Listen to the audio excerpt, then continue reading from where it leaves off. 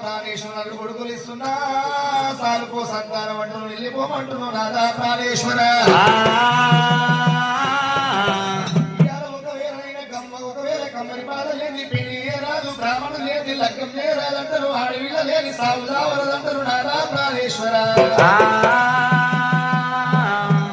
ఊరి లోపల గాని తల్లి గాని తండ్రి గాని మరణమైపోయినప్పుడు ఊరతలకెళ్ళి ఆడవిల్ల ఏడ్చుకుంటూ వచ్చిందంటే ఊరంతా ఏడుస్తాది మా నాయనో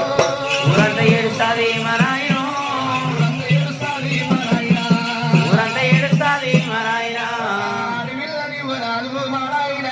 ఆడివిల్లని వరాలు మా నాయనో ఆడివిల్ల ఆత్మనయ్యా ఓ దేవుడా స్వామి ముని రాజా చెప్పదరు స్వామి